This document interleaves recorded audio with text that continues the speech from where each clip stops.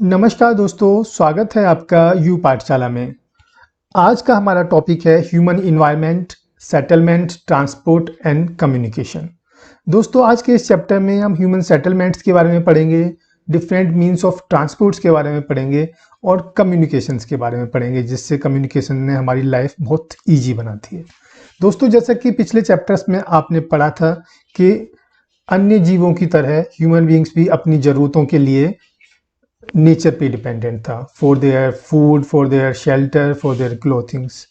But human beings में और बाकी एनिमल्स में डिफरेंस यही है कि ह्यूमन ने अपनी स्किल्स डेवलप की और अपनी स्किल्स डेवलप करने के साथ उसने एक जगह पे रहना शुरू किया, खेती करना शुरू किया, उसने ट्रांसपोर्ट के मीन्स सीखे, कुछ इन्वेंशंस किए और कम्युनिकेशन में भी बहुत तरक्की की। हम इस चैप्टर में पढ़ेंगे कि स्टार्टिंग से लेके अब तक ह्यूमन बीइंग्स ने इन सब में क्या क्या चेंजेस किए। ठीक है, तो शुरुआत करते हैं सेटलमेंट से। तो settlements are places where people build their homes. ऐसी जगह पे जहाँ पर लोग अपने घर बनाते हैं उसको बोलते हैं settlements. Early human beings lived on trees and caves. जैसा कि हम जानते हैं कि शुरुआत तो हमने भी जानवरों के साथ ही की थी। हम ह्यूमन बीइंग्स भी केव्स में रहते थे और ट्रीज पर रहते थे। बट जैसे जैसे ह्यूमन बीइंग्स ने खेती करना शुरू किया, एग्रीकल्चर शुरू किया, तो उसको जरूरत पड़ी एक परमानेंट होम की, क्योंकि अगर खेती करते हैं तो खेती के लिए आप कुछ समय के लिए रुकना पड़ेगा, क्योंकि अगर खेत में कुछ बोते हैं तो फल आने में कुछ समय तो लगता है, इसलिए उसको परमानेंट होम की जरूरत पड़ी। तो वहां पे सेटलमेंट स्टार्ट हुए यहाँ से। अब सेटलमेंट कहाँ स्टार्ट हुए होंगे? अब जैसा कि हम बोल रहे हैं कि एग्रीकल्चर से ही सेटलमेंट की शुरुआत हुई, तो एग्रीकल्चर कहाँ होगी? जहाँ पे लैंड फर्टाइल होगी। और लैंड फर्टाइल कहाँ होगी? रिवर वैलीज के पास में। रिवर वैलीज के साथ में उसे पीने के लिए पानी मिलता रहा, एग्रीकल्चर के लिए उसको लैंड मिल गई, फर्टाइल लैंड। और रिवर के आसपास जो भी वहाँ के एनिमल्स थे जंगल के, वो पानी पीने भी आते थे, तो वहाँ पे वो हंटिंग भी कर सकता था। तो उसको डुअल एडवांटेज हुआ, हंटिंग का भी एडवांटेज था और एग्रीकल्चर का भी एडवांटेज था। तो अर्लियर सेटलमेंट थी हमारी रिवर वैलीज के पास में थी। अब जैसे जैसे एग्रीकल्चर डेवलप हुआ, ह्यूमन बीइंग्स में डेवलपमेंट आते रहे, ट्रेड शुरू किया उन्होंने, कॉमर्स शुरू किया, मैन्युफैक्चरिंग शुरू हुई और ह्यूमन सेटलमेंट्स बड़ी होती गई। ठीक है, तो चलिए अब बात करते हैं सेटलमेंट्स की और डिटेल में। सेटलमेंट्स दोस्तों दो प्रकार की हो सकती हैं, एक तो परमानेंट सेटलमेंट और टेम्परेरी सेटलमेंट। जहाँ पे टेम्परेरी मतलब थोड़े समय के लिए आदमी रहता है, उस जगह को हम बोलते हैं टेम्परेरी सेटलमेंट। जैसे अगर शिफ्टिंग एग्रीकल्चर कर रहे हैं या हंटिंग कर रहे हैं या फूड गैदरिंग कर रहे हैं, तो उस समय जो सेटलमेंट की जरूरत है, हमें टेम्परेरी सेटलमेंट की जरूरत है। जैसे हंटिंग की, आज यहाँ पे हंटिंग की, अब हो सकता है कि जानवर वहाँ पे खत्म हो गए या वहाँ से भाग गए, तो दूसरी जगह जाना पड़ेगा। सिमिलरली गैदरिंग के लिए भी सेम कंडीशन है। अगर शिफ्टिंग कल्टीवेशन करते हैं तो एक बार हमने एग्रीकल्चर उस लैंड पे किया, लेकिन नेक्स्ट टाइम उसकी फर्टिलिटी क्योंकि कम हो जाती है, तो दूसरी जगह पे जाके फिर हम खेती करते हैं। तो इसलिए टेम्परेरी सेटलमेंट यहाँ के लिए सूटेबल है। ठीक है, इस तरह की सेटलमेंट को बोलते हैं टेम्परेरी सेटलमेंट, जहां पर ह्यूमन बीइंग्स थोड़े समय के लिए रहता है। However more and more settlements today are permanent settlement. क्यों है परमानेंट सेटलमेंट? जैसा कि हमने कहा, एग्रीकल्चर की वजह से, रूरल एरियाज में एग्रीकल्चर की वजह से, और जो अर्बन एरियाज है वहाँ पे इकोनॉमिक एक्टिविटीज की वजह से, जो भी एम्प्लॉयमेंट के साधन है सबके पास, उसकी वजह से परमानेंट सेटलमेंट से। ठीक है, परमानेंट सेटलमेंट में लोग अपना घर बनाते हैं और रहते हैं वहाँ पे। ठीक है, अब बात करते हैं रूरल और अर्बन सेटलमेंट की। अब परमानेंट सेटलमेंट तो है ये भी, लेकिन रूरल और अर्बन सेटलमेंट में थोड़ा सा डिफरेंस है। तो विलेज में सेटलमेंट्स हैं उनको हम रूरल सेटलमेंट कहते हैं, और जो हमारे शहरों में हैं उनको हम अर्बन सेटलमेंट बोलेंगे। The villages are rural settlement where people are engaged in activities like agriculture. Rural areas में ज़्यादातर लोग एग्रीकल्चर, फिशिंग, फॉरेस्ट्री या क्राफ्ट्स वर्क में या छोटा मोटा ट्रेडिंग, इसमें इन्वॉल्व होते हैं। ठीक है, और रूरल सेटलमेंट भी दो प्रकार की हो सकती है। It may be compact form और स्कैटर्ड। कॉम्पैक्ट मीन्स घर बहुत घने घर है, मतलब एक घर ही है, फिर दूसरा घर है, तीसरा घर है, इस तरह से घर है। यहाँ पे एक स्ट्रीट गुजर रही है और बाकी घर इस तरफ है।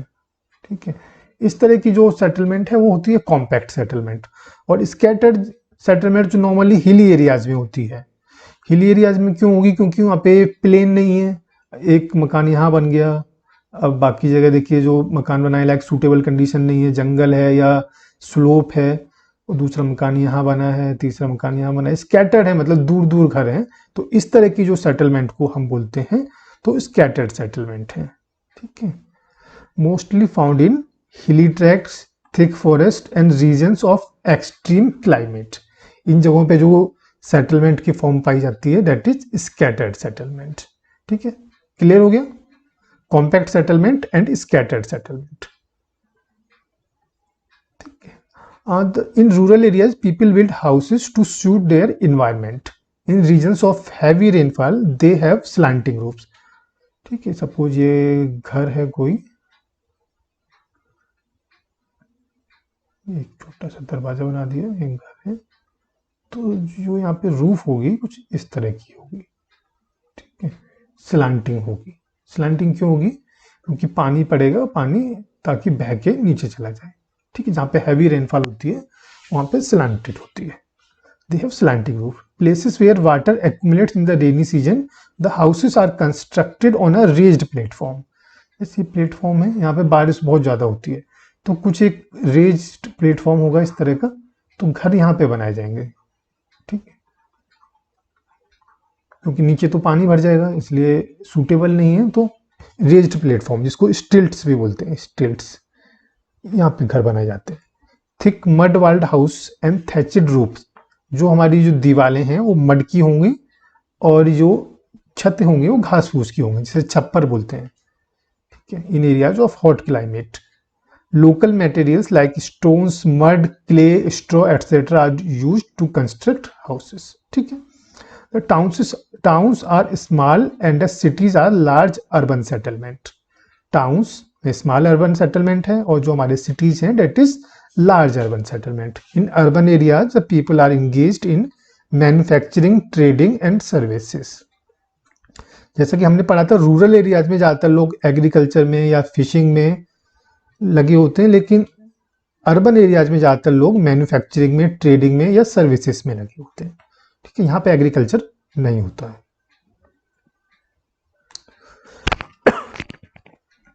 अब बात करते हैं ट्रांसपोर्ट की। सेटलमेंट तो हमने पढ़ लिया, अब बात करते हैं ट्रांसपोर्ट की। What is transport? Transport is the means by which people and goods move. लोगों का या सामान का जिस मीन से आवागमन होता है, जिस माध्यम से आवागमन होता है, उसको हम बोलेंगे ट्रांसपोर्ट। ठीक है, in the early days it took a great deal of time to travel long distances. शुरुआत के दौर में, बहुत पुराने की बात है, जब मतलब जो भी हमारे जो ट्रांसपोर्ट की मीन्स हैं आज अवेलेबल हैं जो, वो नहीं थे, तो एक जगह से दूसरी जगह में जाने में बहुत समय लगता था। नॉर्मली एनिमल्स का यूज होता था, या फिर हम अपने हाथ में खुद पकड़ के सिर पे रख के ले जाते थे, या फिर एनिमल्स का यूज होता था, जैसे डोंकीज, म्यूल्स मीन्स खच्चर, bullocks and camels were common. ठीक है, अभी भी यूज होता है कुछ जगहों पे, लेकिन कम हो गया है यूज। अब खत्म तो नहीं हुआ है, लेकिन स्टिल यूज होता है, बट पहले जितना नहीं होता है। ठीक है, अब इससे भी थोड़ा सा पहले बात करते हैं, जब पहिए का आविष्कार नहीं हुआ था, तब लाइफ और भी डिफिकल्ट थी। केवल डोंकीज थे, म्यूल्स थे, बुलॉक्स थी, कैमल्स थे, बट बैलगाड़ी नहीं थी, कैमल गाड़ी नहीं थी, और कोई भी गाड़ी नहीं थी। ठीक है, अब जैसे जैसे इसने पहिए का आविष्कार किया आदमी ने, तो एक रिवॉल्यूशन आ गया ट्रांसपोर्ट में। अब गाड़ियां बनने लग गई, गाड़ियों में इजीली सामान ट्रेवल होने गए। पहिए के आविष्कार से क्यों इन्वेंशन से एक रिवॉल्यूशन आया? क्योंकि पहिए में जो नॉर्मल फ्रिक्शन है उसको रोलिंग फ्रिक्शन में कन्वर्ट कर दिया जा सकता है और पहिया मूव हो सकता है इजीली। ठीक है, in the Andes mountain of south America. South America याद है? साउथ अमेरिका वेस्टर्न साइड में एंडीज माउंटेन सीरीज। ठीक है, लामाज आर यूज्ड, वहाँ पे जो कॉमन जानवर है वो लामाज है, वो यूज होता है, और तिब्बत में याक्स यूज होता है ट्रांसपोर्टेशन के लिए। The early traders from other countries use to take several months to reach India. दूसरे देशों से जो भारत में जो व्यापारी आते थे उनको कई कई महीने लग जाते थे आने में, क्योंकि ट्रांसपोर्ट के मीन्स इतने डेवलप नहीं थे। With the passage of time different means of transport developed. कई ट्रांसपोर्ट के मीन्स डेवलप हुए, बसेस, ट्रेन्स ये डेवलप हुई, rickshaw, auto rickshaw, cycles, two wheelers, ये सब डेवलप हुए। लेकिन अभी जो सबसे बड़ा रिवॉल्यूशन हुआ वो एरोप्लेन्स। एरोप्लेन से बहुत फास्ट हो गया। Now it takes only 6 to 8 hours to travel from India to Europe. भारत से अगर यूरोप जाना हो आपको तो 6 से 8 घंटे में आप जा सकते हैं। मतलब बहुत रिवॉल्यूशन आ गया इसमें। Modern means of transport does saves time and energy. समय भी बचता है और पहले की तरह इतनी मशक्कत नहीं करनी पड़ती है, आदमी को इतनी मशक्कत नहीं करनी पड़ती है, इसलिए ह्यूमन एनर्जी बचती है। ठीक है, तो अब डिफरेंट मीन्स ऑफ ट्रांसपोर्ट हैं, इनके बारे में हम पढ़ते हैं। The 4 major means of transport are roadways, railways, waterways and airways. ठीक है, और भी हो सकते हैं लेकिन इंपॉर्टेंट 4 ही हैं ये।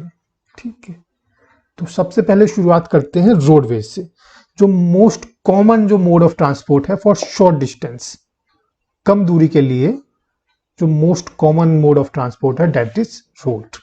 अब रेलगाड़ी तो, हवाई जहाज तो हमारे घरों में नहीं आ सकता, हमें तो अपने घर तक तो रोड से ही आना पड़ेगा। ठीक है, तो मोस्ट कॉमन जो है शॉर्ट डिस्टेंस के लिए दैट इज रोड। अगर रोड से अगर हमें यूरोप जाना होगा तो बहुत लंबा समय लगेगा, तो नहीं जा सकते। इवन अगर दिल्ली से अगर मुंबई जाना पड़ेगा तो हाँ रोड से जा सकते हैं, बट ट्रेन से जाएंगे तो ज़्यादा बेटर होगा। रीजन बीइंग, एक तो सस्ता भी पड़ेगा और कंफर्टेबल होगा। तो रोड्स के लिए हम बोलते हैं शॉर्ट डिस्टेंस के लिए बेस्ट मोड है ये। ठीक है, मोस्ट कॉमनली यूज्ड मोड है। अब बात करें रोड्स की, तो रोड्स मेटल्ड भी हो सकते हैं, पक्के रोड, या अनमेटल्ड हो सकते हैं। ठीक है, एस्फाल्टेड या अनएस्फाल्टेड भी बोल सकते हैं हम इसे, पक्के रोड भी बोल सकते हैं, कच्चे रोड भी बोल सकते हैं। और जो हमारे जो प्लेन एरियाज हैं, प्लेन्स, मैदानी जो एरियाज हैं, वहाँ पे रोड्स का बहुत डेंस नेटवर्क होता है, क्योंकि पॉपुलेशन ज़्यादा होती है इसलिए रिक्वायरमेंट भी ज़्यादा है और ईजी है बनाना। अगर आप फॉरेस्ट में या डेजर्ट्स में बनाएंगे तो वो ईजी नहीं है इतना, लेकिन प्लेन्स में तो रोड बनाना भी ईजी है और रिक्वायरमेंट भी ज़्यादा है, क्योंकि यहाँ पे पॉपुलेशन डेंसिटी ज़्यादा है। ठीक है, तो plains have a dense network of roads. Roads have also been build in terrains like desert, forest and even high mountains. अब जैसे जैसे हमारी मतलब टेक्नोलॉजी में डेवलपमेंट हो रहा है तो हमने फॉरेस्ट में भी जंगल बनाना फॉरेस्ट में भी हमने रोड बनाना शुरू किए हैं, और इवन हाई माउंटेन्स में भी रोड बनाना शुरू किए हैं। जम्मू में भी रोड है, लेह कारगिल में भी रोड है, द्रास में भी रोड्स बने हुए हैं। तो लगभग हर जगह हमने रोड बना लिया। हालांकि रोड बनाना बहुत डिफिकल्ट है वहाँ पे, स्टिल हमने माउंटेन्स में भी रोड बना लिया है। ठीक है, Manali Leh highway in the Himalayan mountain is one of the largest roadways in the world. ठीक है, roads built underground are called subways या फिर अंडरपाथ। जो जमीन के नीचे रोड बनते हैं, सपोज कोई पहाड़ी आ गई रास्ते में तो सुरंग से रोड निकाला है तो उसको बोलते हैं सबवेज। इवन अगर रोड्स में भी हम देखते हैं तो एक रोड के को क्रॉस करता हो, उसके नीचे से दूसरा रोड निकल रहा है। खासकर जो दिल्ली मुंबई जैसे बड़े शहर हैं वहाँ पे पॉपुलेशन डेंसिटी बहुत ज़्यादा है, जगह की कमी है और ट्रैफिक भी बहुत ज़्यादा है, तो वहाँ पे सबवेज और अंडरपाथ्स बहुत कॉमन है। और फ्लाईओवर जो मतलब ऊपर से जाए, flyovers are built over raised structure. एक रोड है, ठीक है, सपोज एक रोड है और इसके ऊपर से क्रॉस करता हुआ दूसरा रोड बना दिया हमने, रेज्ड पिलर्स के ऊपर है इस तरह से। ठीक, तो ये हो गया फ्लाईओवर्स। ठीक है, ये तो बात हो गई रोड्स की। अब बात करते हैं रेलवेज की। जैसे रोड्स के लिए हमने बोला कि शॉर्ट डिस्टेंस के लिए मोस्ट कॉमनली यूज्ड मींस है रोड, लेकिन अब लॉन्ग डिस्टेंस की बात करते हैं तो लॉन्ग डिस्टेंस के लिए सबसे कॉमनली और सबसे अच्छा जो मीन्स ऑफ ट्रांसपोर्ट है दैट इज रेलवेज। क्यों? क्योंकि रेलवे सस्ता भी है। ठीक है, the invention of the steam engine, steam engine का जब इन्वेंशन हुआ और industrial revolution help in speedy development of rail transport. तो स्टीम इंजन का बड़ा रोल है और दूसरा इंडस्ट्रियल रिवॉल्यूशन का। इंडस्ट्रियल रिवॉल्यूशन से क्या होता है, मशीन्स का यूज करके हमारी इंडस्ट्रीज की प्रोडक्टिविटी बहुत ज़्यादा बढ़ा दी गई। अब प्रोडक्टिविटी बढ़ेगी तो ऑब्वियसली रॉ मटेरियल भी ज़्यादा चाहिएगा और फिनिश्ड गुड है उसके लिए मार्केट भी चाहिएगा। ठीक है, तो ट्रांसपोर्ट की ज़रूरत और ज़्यादा हुई, तो रॉ मटेरियल भी रेलवे से जाता था और जो फिनिश्ड गुड है वो भी रेलवे से जाता था। तो इंडस्ट्रियल रिवॉल्यूशन ने एक इम्पोर्टेंट रोल प्ले किया रेलवे के नेटवर्क को डेवलप होने में। Diesel and electric engines have largely replaced the steam engines. शुरुआती दौर में केवल स्टीम इंजन यूज होते थे, लेकिन स्टीम इंजन से पॉल्यूशन बहुत ज़्यादा होता है, तो धीरे धीरे स्टीम इंजन बंद हो गए और उसके बाद में डीजल इंजन, और फिर डीजल इंजन के बाद में इलेक्ट्रिक इंजन, इनका यूज होने लगा। ठीक है। In places super fast trains have been introduced to make the journey faster. शुरुआत में चलती थी हमारी पैसेंजर ट्रेन्स, ठीक है, फिर उसके बाद में एक्सप्रेस ट्रेन्स आई, अब आई है हमारी super fast trains. Super fast trains हैं, उसके बाद में अभी कुछ नई ट्रेन जैसे शताब्दी एक्सप्रेस हैं, राजधानी एक्सप्रेस हैं, वो बहुत ही तेज चलती हैं, स्टॉपेज भी कम होते हैं। एक जो नई गाड़ी चली है हमारी गतिमान, वो भी बहुत फास्ट ट्रेन है। ठीक है। अब जैसे जैसे टेक्नोलॉजी में डेवलपमेंट हुआ उसके अकॉर्डिंगली हमारी ट्रेन्स में भी डेवलपमेंट आया। ठीक है। अब जर्नी हमारी बहुत कंफर्टेबल होगी। पहले मतलब जैसे स्लीपर क्लासेस होते थे, अभी एसी ट्रेन्स होती हैं, सुपर लग्जरी ट्रेन्स भी चल रही हैं, जैसे महाराजा, इस तरह की कुछ ट्रेन्स हैं। ठीक है। The railways network is well developed over the plain areas. अब जैसे जैसे रोड नेटवर्क भी प्लेन एरियाज में अच्छा डेवलप्ड है, उसी तरह रेलवेज भी प्लेन एरियाज में डेवलप्ड है। लेकिन पहाड़ी एरिया में रोड बनाना हाँ हालांकि डिफिकल्ट है, लेकिन इतना भी डिफिकल्ट नहीं है। लेकिन रेलवे ट्रैक को बिछाना वहाँ पे बहुत ज़्यादा डिफिकल्ट है पहाड़ी एरियाज में। तो अभी भी हमारे देश में कई एरियाज हैं वहाँ पे रेलवे नेटवर्क नहीं पहुँचा है। हालांकि माउंटेन्स में पहुँचाने की कोशिश की है, जम्मू तवी तक है हमारी रेलवे लाइन, लेकिन उसके आगे नहीं है। और नॉर्थ ईस्टर्न स्टेट्स हैं हमारे, वहाँ पर भी रेलवे ट्रेन नहीं पहुँच पाई है। ठीक है। और इंडियन रेलवे एक वर्ल्ड का one of the best developed network है और एशिया का इसको लार्जेस्ट नेटवर्क ही बोला जाता है। और सबसे बड़ा नेटवर्क कौन सा है? Trans Siberian railway. Trans Siberian railway, ये कहाँ पर है? रसिया में। ठीक है। ट्रांसपोर्ट में अब बात करते हैं वाटरवेज की। Waterways are the cheapest for carrying heavy and bulky goods over long distance. Cheapest तो है, but waterways is the slowest. ठीक है। इसलिए ह्यूमन ट्रांसपोर्ट के लिए इसका यूज नहीं होता, ज़्यादातर गुड्स के लिए इसका यूज होता है। चीपेस्ट तो है लॉन्ग डिस्टेंस के लिए, बट स्लो है ये काफ़ी, इसलिए नॉर्मली ह्यूमन बींग्स के ट्रांसपोर्ट के लिए इसका यूज नहीं करते हैं, गुड्स के लिए यूज करते हैं। और वाटरवेज भी दो प्रकार के हो सकते हैं, inland waterways and sea routes. जो हमारी रिवर्स हैं या लेक्स हैं जिन पर, उन पर जो वाटरवेज है उनको इनलैंड वाटरवेज बोलेंगे। और सी रूट्स तो आप जानते हैं, समुद्र में, ओशियंस में जो भी रूट्स हैं। ठीक है। Some of the important land waterways are Ganga Brahmaputra river system, the great lakes in north America and the river Nile in Africa. ये कुछ इंपॉर्टेंट इनलैंड वाटरवेज है। ठीक है। Sea routes are oceanic routes are mostly use for transporting goods from one country to another. जो oceanic routes हैं, sea roots हैं, वो एक कंट्री से दूसरे कंट्री में गुड्स के ट्रांसपोर्ट के लिए यूज होते हैं। ह्यूमंस के लिए भी यूज हो सकते हैं, लेकिन ह्यूमंस के लिए यूज नॉर्मली नहीं होते हैं क्योंकि ये बहुत स्लो है। ठीक है। और जो ये सी रूट्स हैं वो डिफरेंट पोर्ट्स से कनेक्टेड हैं आपस में। पोर्ट्स मीन्स बंदरगाह, जहाँ पे शिप्स ठहरते हैं। ये बात तो हो गई हमारी वाटरवेज की। तो अब बात करते हैं एयरवेज की। एयरवेज हमारा जो most developed means of transport है। This is the fastest way of transport. Fastest, बहुत तेज, लेकिन फास्टेस्ट के साथ साथ ये मोस्ट एक्सपेंसिव भी है। पहले तो एयरक्राफ्ट बनाने की कॉस्ट, और दूसरा इस पे जो फ्यूल है उसकी high cost of fuels. Air traffic is adversely affected by bad weather like fog and storm. कभी जो फॉग होता है या स्टॉर्म्स होते हैं, उनसे ये बहुत ज़्यादा अफेक्ट हो जाता है। अफेक्ट कैसे हो जाता है? केवल टेक ऑफ और लैंडिंग की वजह टाइम होता है, टेक ऑफ और लैंडिंग के टाइम।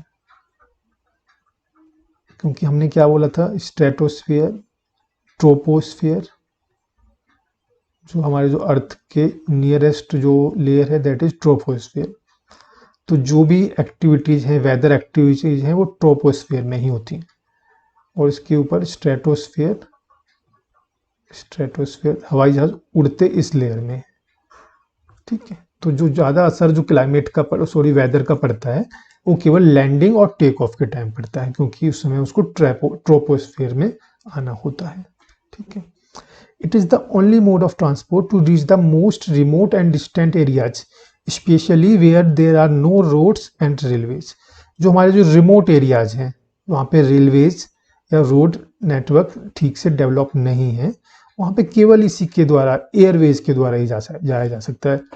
जैसे हमारे जो नॉर्थ ईस्टर्न के कुछ रीजन्स हैं, या फिर जैसे विंटर में बात करें तो विंटर में जो हमारे जो ज़्यादातर रोड्स हैं उसमें बर्फ़ जम जाती है, तो जाना पॉसिबल नहीं है, तो उस समय केवल हम एयरवेज से ही जा सकते हैं। Helicopters are extremely useful in most inaccessible areas and in the time of calamities. कुछ मतलब कैलेमिटीज जब आती हैं, आपदाएं जब आती हैं, तो आदमियों लोगों को रेस्क्यू करने के लिए और फूड, वाटर, क्लोथ्स, मेडिसिन आदि डिस्ट्रीब्यूट करने के लिए इसका एयरवेज का ही बहुत बड़ा रोल होता है, क्योंकि इजीली पहुंच सकते हैं। जैसे सपोज बाढ़ आ गई, सारे रोड ब्लॉक हो गए, हमारे जो भी रेलवे नेटवर्क है वो सब ब्लॉक हो गए, तो हम हेलीकॉप्टर से ही जा सकते हैं। जैसे बर्फबारी हो गई, सारे रोड बंद हो गए, तो हम केवल हेलीकॉप्टर से ही जा सकते हैं। नेचुरल कैलेमिटी, सपोज भूकंप आ गया, रोड सारे टूट गए, रेलवे नेटवर्क भी डिस्टर्ब हो गए, तो भी हम हेलीकॉप्टर से जा सकते हैं। ठीक है। तो इनएक्सेसिबल एरियाज में हेलीकॉप्टर से इजीली जाया जा सकता है रेस्क्यू वर्क के लिए। ये बात होगी एयरवेज की। अभी हम बात करते हैं कम्युनिकेशन की। Communication is the process of conveying message to other. जैसे हम ओरली बात करके आपको जो पढ़ा रहा हूँ मैं, that is also communication, but this is only one way communication, क्योंकि I am speaking and you are listening only. ठीक है। टू वे भी हो सकता है कम्युनिकेशन, आपस में आप लोग बात कर रहे हैं, that is two way communication. लेकिन हमारा पर्सन कोई यहाँ बैठा है और दूर हमें बात करनी है 100 किलोमीटर, तो कैसे बात करेंगे? तो उसके लिए भी हमारे मीन्स ऑफ कम्युनिकेशन डेवलप हैं। जैसे हमारा टेलीफोन है, इंटरनेट के थ्रू हम यूज करते हैं, आजकल चैट करते हैं, व्हाट्सएप करते हैं, तो ये सब मीन्स हैं हमारे कम्युनिकेशन की। With the development of technology, humans have devised new and fast modes of communication. The advancement in the field of communication has brought about an information revolution in the world. एक information का revolution आ गया हमारे world में। Different mode of communication are used to provide information to educate as well as to entertain. Information के लिए भी use होता है इसका, कम्युनिकेशन का, एजुकेशन के लिए भी यूज हो रहा है और इंटरटेनमेंट के लिए भी यूज हो रहा है। जैसे न्यूज़पेपर हैं, रेडियो हैं, टेलीविजन है, we can communicate with a large number of people, they are therefore called mass media. Newspaper से कई लोगों तक खबर जा सकती है, टेलीविजन से लाखों लोग देखते हैं, रेडियो से लाखों लोग सुनते हैं, तो इस तरह के जो मीन्स हैं हम उसको बोलते हैं मास मीडिया। ठीक है। और जो सैटेलाइट आने से कम्युनिकेशन और ज़्यादा फास्ट हो गया है, जैसे satellite TV, satellite phone, even जो हमारा जो मोबाइल नेटवर्क है वो भी सैटेलाइट्स के ही से ही काम करता है। Satellites have helped in oil exploration, oil explore करने में हेल्प किया है, फॉरेस्ट का सर्वे करने में, अंडरग्राउंड वाटर को खोजने में, मिनरल्स को खोजने में, वेदर फोरकास्ट में, डिजास्टर के लिए वार्निंग इशू करने में इन सैटेलाइट का बहुत रोल है। Now we can send electronic mails और ईमेल्स थ्रू इंटरनेट। ईमेल जो हम शुरू करते हैं जीमेल या याहू मेल, gmail.com, तो इसका जो यूज करते हैं इंटरनेट का ईमेल्स भेजने के लिए। Wireless telephonic communication through cellular phones, mobile phone से जो हम कम्युनिकेशन करते हैं, जो आज के दिन में बहुत पॉपुलर हो गया है। Internet not only provides us with world wide information and interaction but has also made our lifes more comfortable. Internet से हमारी लाइफ बहुत ईजी हो गई है। अभी कम्युनिकेशन तो होता ही है, इसके आगे और भी बहुत काम है। जैसे रिमोट एक्सेस से हम वीडियो देख सकते हैं, वीडियो हम इंटरनेट का यूज करके ट्रांसफ़र कर सकते हैं, फ़ोटोज हम ट्रांसफ़र कर सकते हैं। हम अपने घर से दूर हैं लेकिन कैमरे में इंटरनेट एक्सेस से हम अपने घर में क्या हो रहा है वो देख सकते हैं। ठीक है। With this kind of interconnectivity of people, services and institution across the world, we are a large global society. हमारा जो कम्युनिकेशन का जो नेटवर्क हुआ है, ट्रांसपोर्ट का और कम्युनिकेशन का, इसकी वजह से हम एक लार्ज ग्लोबल सोसाइटी में कन्वर्ट हो गए। मतलब दूरियां लगभग मिट सी गई हैं। जैसे आज सुबह आदमी यहाँ से दिल्ली से चलता है, कोलकाता पहुंच गया, शाम को घर वापस आ गया। पहले ये पॉसिबल नहीं था। हमारा कोई फ्रेंड या कोई रिलेटिव चेन्नई में बैठा है, हम उससे फ़ोन पे बात कर रहे हैं, आराम से वीडियो कॉल कर रहे हैं, देख रहे हैं उसको, ऐसा लगता ही नहीं कि वो हमसे दूर है। हमारा कोई फ्रेंड रशिया में है, यूएसए में है, हम उससे कांटेक्ट में हैं, तो ऐसा लगता है कि पूरी दुनिया ही एक सिमट गई है, मतलब एक फैमिली बन गई है, एक सोसाइटी बन गई है। तो हम कह सकते हैं across the world we are a large global society. ठीक है, तो इसके साथ ही आज का चैप्टर हम खत्म करते हैं। नेक्स्ट चैप्टर में आपसे फिर मुलाकात होगी, तब तक के लिए नमस्कार।